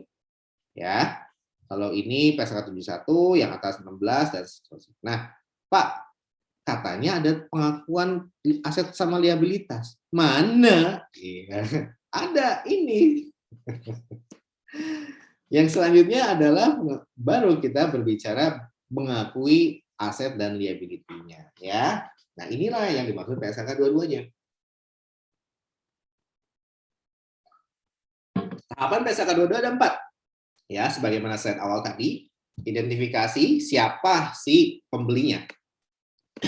Pembeli itu yang akan menjadi entitas induk gitu ya. Dan ingat, ini 100% ya. Yang ada di slide ini semuanya 100%. Ya. Nah, di sini pertama siapa? Pembelinya adalah Popcorn. Ya. Kemudian yang dibeli apa? Perusahaannya namanya Sunicorp. Ya, atau di sini subsidiary lah kita. Jadi kalian harus mulai terbiasa dengan istilah-istilah AKL ya. AKL itu menggunakan istilah parent and subsidiary gitu ya. Sehingga nanti kalau saya bilang subsidiary, kalian udah ngerti. Oh, ini teh maksudnya bisnis yang kita beli. Oke. Nah, kalau nanti ini di soal Olimpiade. Kalau di soal Olimpiade biasanya ini bias ya. Jadi ada soal cerita gitu ya. Nanti ceritanya tentang Eci Safari gitu. Nah, ini soal yang pernah saya buat. Nah, ini mengadopsi dari Olimpiade juga. Jadi soalnya itu bercerita tentang suatu kasus ya. Nah, identifikasi di dalamnya ada membeli aset, ada membeli kapal, ada membeli taman safarinya, ada membeli ininya, ada membeli restorannya. Nah, nanti diidentifikasi ya, kalian bisa memisahkan. Oh, ini yang merupakan pembelian aset. Oh, ini yang merupakan kombinasi bisnis. Nah, yang kombinasi bisnis pakai PSAK 22, yang pembelian aset pakai PSAK 16 ya. Nah, kayak gitu, itu yang harus kalian pahami. Nah, kalau di konteks PKN STAN ini, biasanya kita langsung to the point aja, bahwa langsung bisnis yang dibeli. Ya, jadi ini lebih simpel, lebih sederhana. Kalau kenyataannya ya gabungan gitu ya. Jadi kalian harus mengidentifikasi dulu ini jenis bisnis atau bukan. Itu yang pertama. Mengidentifikasi bisnis itu yang penting kalian lakukan ketika nanti menemukan soal kasus dari Pak Eci. Ya, jadi seperti itu. Dan karena saya mengadopsi dari Olimpiade. Oke. Nah, kalau di sini ini sederhana ya. Jadi sederhananya seperti ini ya. Jadi kok nggak bisa sih? Bentar. Menyenangkan sih insya Allah AKL ini. Aduh, banyak banget ya yang saya kasih tahu. Oke, nah sekarang di sini tahap pertama ya, identifikasi siapa pembelinya. Pembelinya Popcorn ya. Kemudian yang kedua, kapan tanggalnya? Ya, tanggalnya kapan ya? Asumsi aja deh, 1 Januari 2021 lah ya. Ting lah. 2020 ya, terserah bebas. Yang ketiga, Pak, kita harus mengakui liability aset dan liability. Oke, ya. Berarti ini tahap ketiga ya yang akan kita lakukan. Ada goodwill nggak? Nah, ternyata di sini udah ada soalnya tidak ada goodwill atau bargain purchase ya. Oke, nah sekarang kita perhatikan di sini. Pertama, kalau di yang soalnya contoh yang awal, saya tidak menampilkan adanya aset dan kawan-kawan. Tapi memakai akun pembantu yang namanya equity invest ya. Nah, kalau di sini gimana? Nanti kita akan munculkan juga ya. Nah, equity investment dulu kita catat ya. Baru di sini pembubaran Suni ya. Baru nanti kita hapus equity investment-nya. Nah, gitu ya. Hapus equity investment-nya. Tuh yang bawah. Nah, kayak gitu. Dengan mengakui jurnal yang tadi. Nah, jadi yang tadi atas itu baru tahap 1 ya. Udah. Yang tahap 3 ya, tahap 3 ini terdiri dari 3 tahap lagi. Tahap yang pertama, kedua, dan ketiga. Ya, jadi mengakui dulu pembelian aset neto dalam bentuk akun sementara equity investment, dibubarin, barulah kita ambil masukin ke neraca kita ya. Oke, nah sekarang ini mulai seru nih ya. Nah, inilah kita berbicara PSAK 22. Nah, kalian perlu perhatikan. Berarti ada yang namanya imbalan ya. Ketika kita membeli suatu bisnis yaitu Sunicorp, berarti kita akan memberikan imbalan kepada siapa? Kepada pemilik dari Sunicorp, ya kan? Nah, imbalannya apa? Nah, ini kalian identifikasi dulu. Nanti imbalan itulah yang akan kita catat di kredit, gitu ya. Nah, apa aja imbalannya? Nah, lihat nih ya, kalau tadi kan imbalannya satu persatu aja gitu. Cash kayak gini. Kemudian dibeli semua dengan menerbitkan saham kayak gini. Nah, sekarang ini mulai gabungan. Ya, mulai gabungan. Apakah demikian? Oh, belum, Neng. Masih saham juga. Aduh, masih gampang nih ya ternyata ya. Nah, kita perhatikan di sini. Apa imbalan yang diberikan kepada pemilik dari Sunicorp? Yang pertama adalah harga pasar ternyata dalam rangka kombinasi bisnis, dia hanya menerbitkan saham aja. Saham siapa yang diterbitkan? Si Poppy menerbitkan saham. Saham milik si Poppy gitu ya. Nah, ini istilah dalam apa ya? Dalam bahasa pasar modalnya namanya right issue, ya. Jadi si Poppy menerbitkan right issue dalam rangka apa? Pembelian satu bisnis yang namanya Sunico. Ya, seperti itu. Oke, nah sekarang apa yang perlu diperhatikan, Pak? Yang perlu diperhatikan adalah karena imbalan yang diberikan berupa saham, maka kita harus tahu ya, seperti yang contoh awal, berapa par value dan berapa nilai fair value atau nilai pasar. Nah, perintilannya apa? Nah, ini kita lihat. Karena menerbitkan saham, maka ada underwriting fee. Pertama adalah registrasi akuntan, yang tadi ya, pencetakan. Nah, konsultasi ini bukan underwriting fee, ini kita expense. Nah, ini menjadi expense. 80.000, 40.000 adalah yang underwriting fee pada cash. Ya. Oke, nah kita catat dulu tuh, berarti berapa? 1.600 ya. Ini par value-nya, ini selisih market value sama par value. Ya. Equity investment 1,6 pada share capital 1 juta, share premium ordinary 600.000. Nah, barulah perintilan biaya-biayanya dicatat investment expense ya pada share premium pada cash ya. Share premium ini untuk underwriting fee ya karena berkaitan dengan penerbitan saham yang atas ini. Nah, gitu ya. Kalau yang 80.000 ini berkaitan dengan penggabungan usaha ya. Pak, bukannya itu adalah attributable, Pak. Artinya Pak, itu harusnya dikapitalisasi kan berhubungan dengan kombinasi bisnis. PSAK 22 mengatakan lain, bahwasanya untuk kombinasi bisnis dicatatnya expense, bukan dimasukkan ke equity investment. Nah, ini pengecualian dari keumumannya. Keumumannya kalau dia beli aset tetap, biaya berkaitan dengan aset tetap namanya cost attributable, gitu ya, dan dia dikapitalisasi, gitu. Tapi khusus PSAK 22 ada pengecualian. Kalau khusus untuk beli bisnis tidak pakai kapitalisasi, gitu ya, di-expense-kan. Nah, ya. Kenapa demikian? Aduh, kalau berbicara kenapa bisa panjang nih ya. Karena ujungnya pasti sama. Mau di-expense-kan, mau dikapitalisasi, ujungnya kalau kapitalisasi nanti dialokasikan ke dalam tahun berjalan. Ya, aset tetap, masa manfaatnya 5 tahun, kan ada depreciation, expense. Nah, depreciation expense itu untuk menghilangkan cost tersebut dari neraca. Tapi tidak satu waktu, berlama waktunya berdasarkan masa manfaat. Nah, masalahnya, kamu membeli bisnis, asumsi yang dipakai adalah going concern. Ketika going concern, maka amortisasinya sepanjang ya tidak ada tuh, kan apa ya, namanya tidak terhingga gitu kan, masa manfaatnya kan tidak terhingga. Ya, ya udah sehingga tidak bisa kita kapitalisasi. Gitu, Bang. That's why kita expense-kan. That's why PSAK 22 mengatakan itu harus di-expense-kan. Kenapa? Karena nggak bisa dikapitalisasi. Wong kita membeli bisnis dan bisnis adalah going concern selamanya. Ya, pembaginya berarti tak terhingga ya nol berarti. That's why tidak dikapitalisasi ya. Kita expense-kan saat itu juga. Oke, next. Apa lagi ya? Udah gampang sih ini mah cuma gini-gini doang ya. Jadi ketika sudah dicatat tahap satunya gitu ya, maka kita bubarin dulu tuh suninya ya, kita balikin aja nih ya liability dan asetnya kita balikin dulu ya, tapi ini biasanya kita skip ya, tidak kita catat di AKL ya. Yang kita catat yang hijau aja nih, yang ini sama yang ini ya.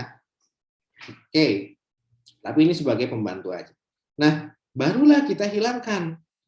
Kan tadi ya, tahap pertama identifikasi acquirer, tahap kedua tanggalnya, tahap ketiga ini based on PSAK 22 ya, ada di PSAK 22-nya ini. Tahap ketiga ini yang sedang kita bahas ya, bahwa kita harus mengakui aset and liability-nya. Ini dibagi kepada dua tahap juga, tahap A dan B lah, let's say seperti ini ya. Ya, jurnal pemilihan aset neto, yang B-nya baru jurnal pengambil alihan aset neto ya. Nah, barulah dari sini kita eliminasi ya, ini kita balik ya, masukkan ke kredit. Nah, yang ini ya kita ambil, masukkan sebagai debit. Yang dicatat adalah fair value dari semuanya ini ya. Karena kenapa? Tadi kan dikatakan di pasal 22 berbasis fair value ya dari setiap akun aset dan liability. Ya, gimana cara mengetahui fair value-nya Pak? Pakai prosedur ALK untuk analisis akuntansi. Nah, itu maknanya ya. Oke, nah sekarang terus gimana? Ya udah, yang kita catat adalah fair value. Ini fair value dari aset dan ini fair value dari total liabilities-nya ya. Nah, selisihnya ya, apa namanya? Ya dan equity investment-nya pun kita hapus ya seperti itu. Nah, Pak, kok bisa Pak? Ini balance. Iya, makanya kita catatnya adalah net asset yang kita catat, ya. Bukan yang aneh-aneh gitu. Yang kita terbitkan ini berbasis net asetnya, ya. Artinya apa? Kalau kita selisihkan 200 tambah 200 tambah sekian sampai 800 dikurang 700, hasilnya pasti 1.600. Nah, ini semua yang dimaksud dengan net asset, ya. Nah, itu maknanya ya. Kok Pak di sini ternyata bisa balance ya Pak ya 1.600 ya? Iyalah. Karena kita berbasis net aset. Cara PSAK 22 itu berbasis net aset. Makanya selalu bilang aset neto, dan aset neto. Gitu ya. Ya tinggal kita kurangin aja ini dikurang dengan 700 hasilnya pasti 1.600 gitu ya. Oke, nah itu kalau tidak ada goodwill. Pak, bagaimana kalau ada goodwill? Iya, ya. Oh, belum, Neng. Nah, ini dikonsolidasi ya, karena di atas 50%. Kan pembelian 100% ya. Maka dikonsolidasi, kita masukkan jurnal tadi ke dalam laporan keuangan si Poppy selaku Indo ya. Tuh tinggal ditambahin aja ini ya. Ini fair value yang dimasukkan di sini ya. Nah, liabilities juga sama, kemudian share capital juga ditambahkan gitu ya. Ya, kemudian nah ini yang berubah ya. Share premium ini kan tadi ada yang namanya underwriting fee ya. Jadi nanti jurnal-jurnal tadi itu tinggal dicemplungin aja ke dalam. Nah, jurnal dua jurnal ini ya, yang hijau ini sama yang tahap 3. Nah, kita masukkan ke dalam neraca. Nah, gitu ya. Udah aja beres ya. Nah, bagaimana kalau ada goodwill, Pak? Iya. Kalau ada goodwill, maka gini ceritanya. Oke, nah, kalau tadi berarti kan harga pasar wajarnya adalah 18 ya. Nilai investasi Poppy adalah 18 dikali dengan 100.000 sama dengan ini ya. Sama dengan 1.800.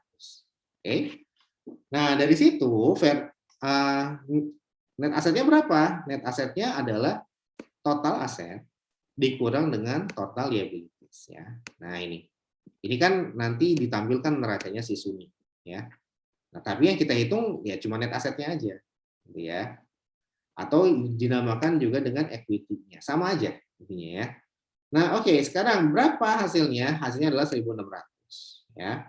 Nah, berarti kita menerbitkan saham membeli Suni Corp ini gitu ya. Nah, ingat ya. Pertama, yang namanya membeli 100% bisnis itu namanya private placement. Ada ketemuan antara pemilik Suni dengan pemilik si Poppy Corp. Ya. Nah, dari situ barulah nanti kita negosiasi. Saya mau beli perusahaan kamu tapi dengan menerbitkan saham saya untuk saya. Nah, di situ si pemilik Suni nggak peduli gitu ya. Lu mau beli perusahaan gue. Nah, terus lu imbalan buat gue apa? Nah, kata pemilik si Poppy, ya udah nanti gue terbit imbal buat lu ya saham gue lah gitu. Si Suni bilang nggak mau dong, saya butuh cash. Ya, gitu ya. Nah, negonya di situ ya. Nah, untuk case ini ternyata si pemilik Suni mau menyepakati, oh oke deh. Berarti lu mau beli perusahaan gue gitu ya. Dan imbalan buat gue adalah saham PT Poppy. Oke, boleh, gitu kata pemilik Suni. Ya udah deh.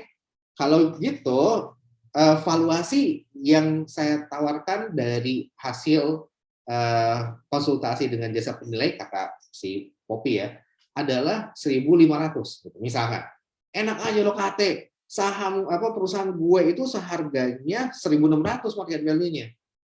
Oh ya udah, kata pemilik Poppy. Kalau gitu gue beli 1.600 deh. Kata Suni, tar dulu. Brand gue udah mahal, men. Gue nggak setuju lo beli 1.600. 1.800 baru oke gitu. Akhirnya lu lucu, ya udah deh, karena gue butuh, gue sepakat deh 1.800 gitu ya.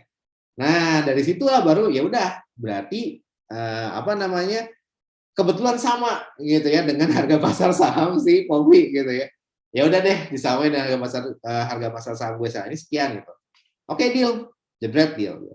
Nah, ketika deal itu maka dikunci harganya, di lock gitu. Harga yang di lock itu berapa? Harga yang di lock adalah $18 per saham. Nah, itulah yang menjadi nilai investasi Poppy. Nah, itu ceritanya ya. Itu ceritanya. Jadi kalau hanya baca soal aja, kalian pasti bertanya-tanya, ini gimana Bang? Nggak nyambung gitu ya. Nah, ceritanya seperti tadi ya. Jadi duduk dulu, nego dulu, sampai akhirnya dapat kesepakatan. Ya. Nah, jadi 1.800 itu nggak muncul tiba-tiba, tapi berdasarkan negosiasi dan sebagainya. Nah, oke. Dari sini barulah kita memunculkan ya. Dapatlah goodwill-nya. Goodwill-nya berapa? Selisihnya 1.800 kurang 1.600. Nah, ini goodwill ya. Ya udah kita catat tuh. Oke, kita catat equity investment in Suni 1.800 pada share kapital 1 juta dan pada share ordinary ya. Kemudian investment expense-nya ya seperti yang tadi ya, pada share premium pada si cash. Nah, eliminasi Suni ini opsional ya. Nah, ini yang penting ya, yang penting adalah ini. Nah, perhatikan. Jurnal yang berikut ya. Perhatikan. Kalau kita lihat neraca Suni, ini tuh dikurangi ya adalah 1.600 ya. Artinya ketika kita melakukan tahap 3, mengakui aset dan liability dari Suni ya, ini semua kita angkut. Ini kan fair value-nya ya. Ini semua kita angkut ke sini. Nah, gitu ya. Ini semua kita angkut ke sini. Nah, gitu ya. Nah, terus apa, Pak? Ya terus kita hapus nih, eliminasi. Ini kita eliminasi. Ya, nah. Maka selisihnya adalah goodwill. Nah, gitu maksudnya ya. Ini ya goodwill kita. Nah, sekarang pertanyaannya, Pak, kalau ternyata 1.800 ini diubah, misalkan harga saham pasar saham gue $18 cuy, nggak mau naikin lagi gitu, ya udah deh karena gue butuh gitu ya.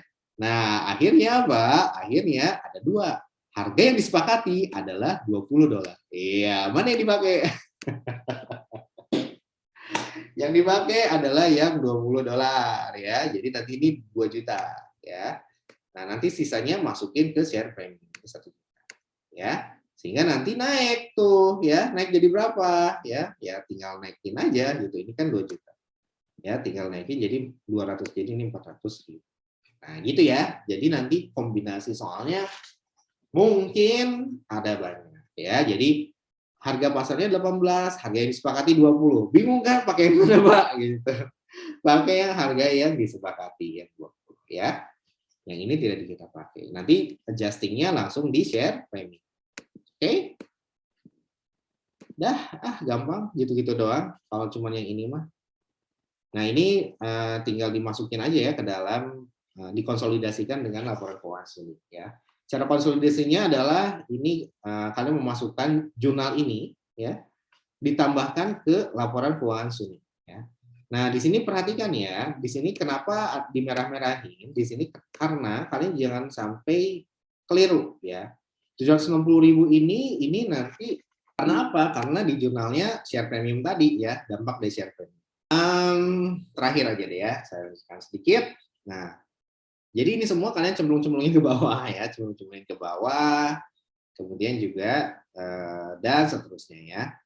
Terus kok Pak ada share capital ordinary Pak 1 juta? Ya iya, karena kan kalian menerbitkan saham. Ingat, ini adalah laporan keuangan Poppy ya. Sehingga kalian harus cermat juga. Kan di sini ada 1 juta nih, 1 juta. Ya, berarti intinya dalam melakukan konsolidasi itu jurnal awal ini nanti ditambah dengan jurnal pengambil alihan asetnya ya. Digabungin kedua jurnal ini ya, dimasukin ke dalam konsolidasi sih ya, kayak gitu caranya. Dan harus teliti ya, ini cuma permainan ketelitian aja. Artinya kalau kalian nanti ternyata tidak balance, bukan berarti kalian bego, bukan. Itu cuma it's matter of ketelitian. Udah. Ukuran kalian bisa atau tidak itu adalah di jurnal ini. kalian paham atau tidak di jurnal ini. Ketika kalian bisa membuat jurnal ini dengan benar, artinya kalian udah paham konsep kombinasi bisnis yang merger 100%. Ya. Nah, ketika kalian memindahkan ke dalam laporan ini masalah ketelitian aja. Ya. Jadi harus teliti aja intinya makanya itu. Ya. Nggak ada yang aneh kok. Nah, kalau bargain purchase ini kalau kita membelinya itu lebih murah ya. Jadi ternyata kita bargain position di kita, perusahaan kok udah mau bangkrut gitu. Nggak mau 15 aja gitu. Ya 15 ya udah deh akhirnya ngalah. Kalau kayak gini berarti ada bargain purchase. Kenapa bargain, Pak? Nah, ingat ya, konsep pembelian aset itu kalau harga pasarnya itu seperti ini ya. Harga pasarnya itu kan jadi gini. Harga pasarnya 1.600. Kita beli lebih mahal. Kalau kita beli aset tetap, maka ini adalah rugi. Ini adalah loss. Gitu ya. Gitu kan? Tapi kita mau beli bisnis masalahnya, ya, bukan aset tetap. Maka kalau kita mau beli bisnis, ketika kita bayar lebih mahal, itulah goodwill.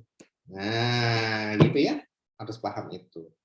Nah, kalau ini juga sama. Nah, kalau kita beli lebih murah, kalau konsep aset itu, gitu ya, pembelian aset tetap ya, ini kita harga pasarnya sekian, kita beli lebih murah, gain dapatnya. Nah, di konsep bisnis juga sama. Ketika kita beli lebih murah, maka kita dapat bargain purchase. Nah, ini sering diistilahkan dengan negatif goodwill ya, tapi biasanya kita pakai istilah bargain purchase ya.